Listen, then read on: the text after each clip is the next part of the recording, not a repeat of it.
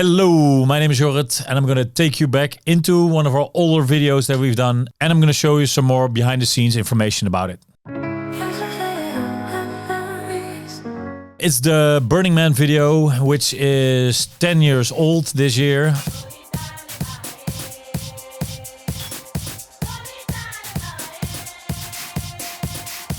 Well, the cool thing was my good friend Mark Verloonhout, he was the tour manager back then from Sander van Doorn, and he was telling me that we were going to go to this crazy cool event. It was 10 years ago, so there wasn't much information about it yet. It was very mysterious. And then we flew to Reno, and then we just had like a cool box full of beers and drinks and rations to get into the desert. Long big traffic jam. And then we came there, and then it was like one of the most insane things festival-wise that I've experienced.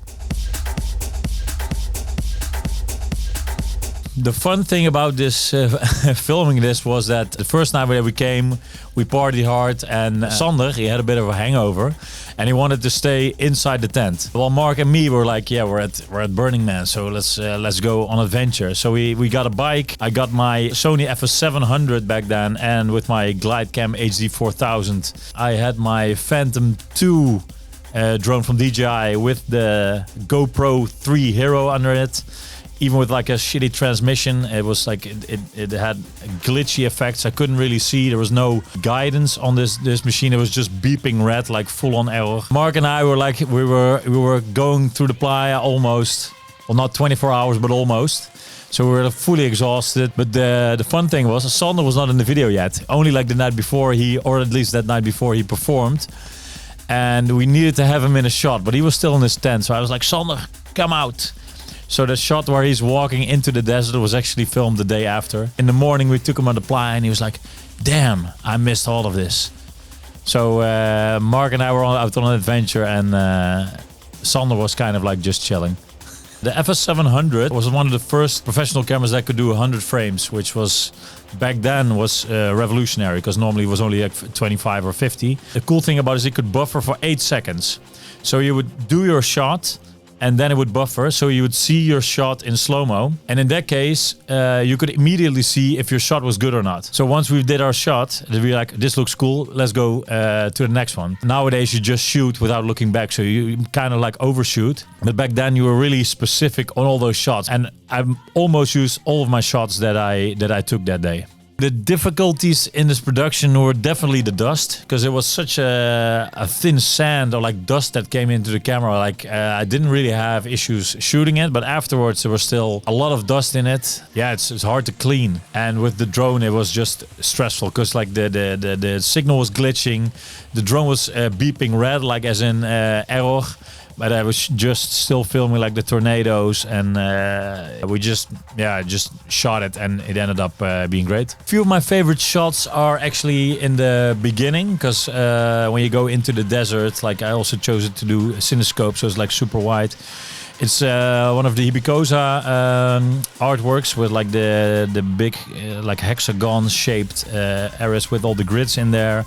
And then there's one person like dressed in boxes. It looks like a very out-of-world experience. We had a whole night of filming, and then this drone was up, and I saw these tornadoes, and it felt like, whoa, is this real? It felt like CG, and yeah, I'm really happy with how those shots turned out. We only stayed there for 2 days, so it was like almost in and out. And Mark and me, we were just too busy with going around the playa to film everything, so we really didn't stay much in the campsite. Yeah, it just felt like one moment you're on a bike just going into a sandstorm, and you just see whatever happens. It was kind of like almost like a theme park, and it was so much fun to shoot. So when this video came out, I remember I edited it I think in 1 day or 2 days in the airplane on the way back. Fun fact is also that it was originally supposed to be the track Oliver Heldens and Sander van Doorn with this. So originally it would sound like this.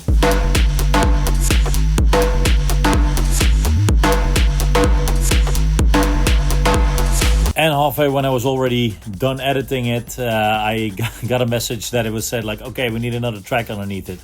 So I adjusted a few shots and then it turned out how it is right now. So back in 2014, most cameras had like only Rec 709 option, unless you were filming with an RE or a Red.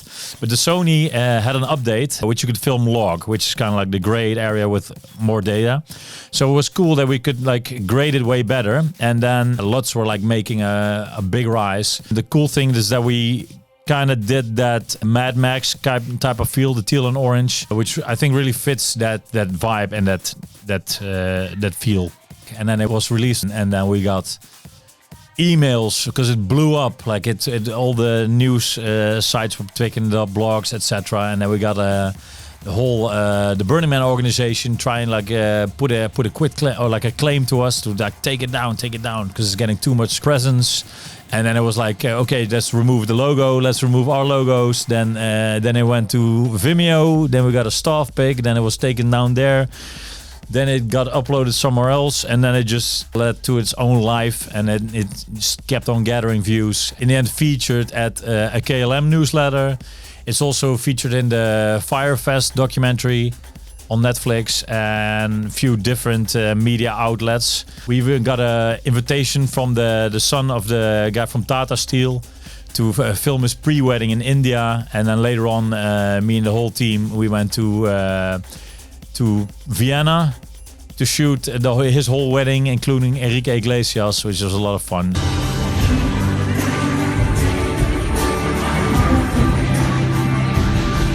Even when I was in Australia, I met a guy. They even used that as school material to teach guys cinematography. So that was kind of cool. And it's a video that definitely put us on the map. And yeah, it's still up to date. I think it's a really fun video to watch. So about those lawsuits, it's interesting because back in 2014, there were no real influencers who did this thing. So first time to get so much attention, that was like, oh, they tried to sue the hell out of it.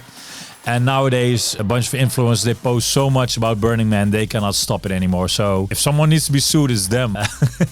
At least, yeah, back then it was kind of weird, I guess, for them to get so much attention. But nowadays, I don't think it's that much of an issue because like you see all these rich Silicon Valley people sharing the shit out of it, and yeah, they cannot stop it. And that was the whole thing with Burning Man. Like, I hadn't seen anything like it, and it was like my experience to how it showed it. And people who watched the video also said like, whoa, this is so cool. Like, I want to go. And now you see so much oversharing almost. It's less impressive, I guess, if you go. I haven't been there after 10 years. I would still like to go, like, see how it is now. I do think it's kind of less magical than 10 years ago. 10 years later, I'm still really happy with this video, with how it looks and how many doors it has opened, how many clients it got in, and the staff pick was really great. The recognition it still gets, I'm still really happy about. Thank you for watching. I hope you learned something new, and please let me know which videos you'd like to see me talk about in the comments.